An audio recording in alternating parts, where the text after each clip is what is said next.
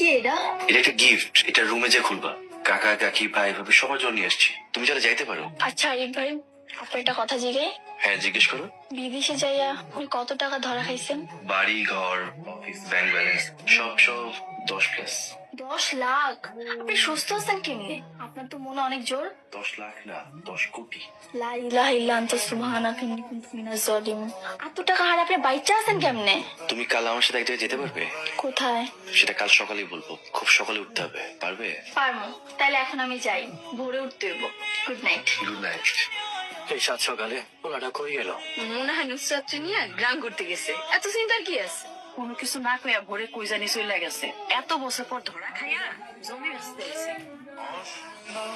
ভাবি দেখছো আরিফ ভাই কত বাজার নিয়ে আইছে? ও আল্লাহ, ভাই তুমি দেখো গোটা বাজার তুলে নিয়ে আইছো। চলো জমি দেখাই, এই ভাগে জমির দাম কেমন সেটাও যাচাই করে আমনে। আরিফ ভাই মাত্র বাজার থেকে আইছে। পরে যাইও, আপনি যান, হাত মুখ ধুয়ে আসেন।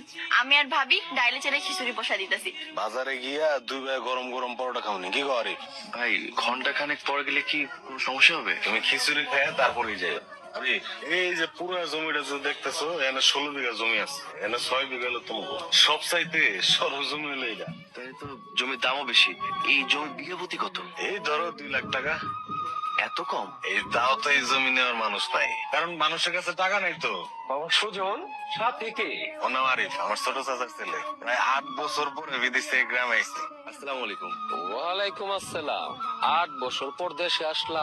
তোমরা তো সেই 15 বছর আগেই গ্রাম ছেড়ে চলে গেছো। বেড়াইতেছো মনে হয়। গ্রামে এসেছি জমিগুলো বিক্রি করতে, যেহেতু বাড়িতে থাকি না। সঠিক সিদ্ধান্ত। তোমার কতদিন পরে দেখলাম। আসো একটু সুখ দুঃখের কথা বলি। বাবা আরিফ, আমি তোমারে জমির উচিত মূল্য দেব। আর সুজনটা জমি কিনতে পারবো না, টাকা কই হাতে। আরিফ ভাই সরি, আমি খেয়াল করি নাই। তুমি এত ওয়ারিড হচ্ছ কেন? ছি ছি, আপনি কি মনে করলেন কে জানে। আমার খুব লজ্জা লাগতেছে। It's okay, no need to be worried. আচ্ছা তাহলে কাউরে করেন না, আব্বা জানলে বকবো। আশ্চর্য, এটা কি বলার মতো কথা নাকি? তোমার সাথে কে? আমার বান্ধবী রাবেয়া, উনি আমার চাচাতো ভাই। আসসালামু আলাইকুম ভাই, ভালো আছেন? ওয়ালাইকুম আসসালাম। ভালো আছি। নুসরাত, অনেক দেরি হয়ে গেছে, তুই তাহলে আরিফ ভাইয়ের সাথে বাড়িতে চলে যা, আমিও চলে যাই। আরিফ ভাইয়ের সাথে যাওয়া লাগবে না, আমি একাই যেতে পারবো। আমার সাথে যেতে তোমার সমস্যা কি? আপনার সাথে গেলে গ্রামের মানুষ কি করবো? তাছাড়া আমার মতো আনস্মার্ট মায়ের সাথে হাঁটলে আপনার কি ইজ্জত থাকবো? সকালে তোমরা একসাথে বাজারে গেছিলাম, তখন ইজ্জত যায় নাই? তখন তো ভোরবেলা ছিল, লোকজনও ছিল না। বাজারে তো লোকজন ছিল। আচ্ছা, তোমার যদি আপত্তি না থাকে তুমি আমার সাথে যেতে পারো। আপনার লেগে রাইতে খাবার নিয়ে এসেছি। আমার জন্য আলাদা করে আমার দরকার নেই, সবার সাথে বসে খাওয়াটাই এনজয়। আপনার লেগে খাবার আনছে, আপনার রুমে বসে আরাম করে খায়েন। তোমাদের এমন অবস্থা দেখে আমার খারাপ লাগে, কষ্ট হয়। তোমাদের এমন অবস্থা হওয়ার পেছনে কারণ কি? আমাকে তো এক চাষের জমি ভরসা। আব্বা অসুস্থ, ঠিক মতো চাষবাসও করতে পারে না।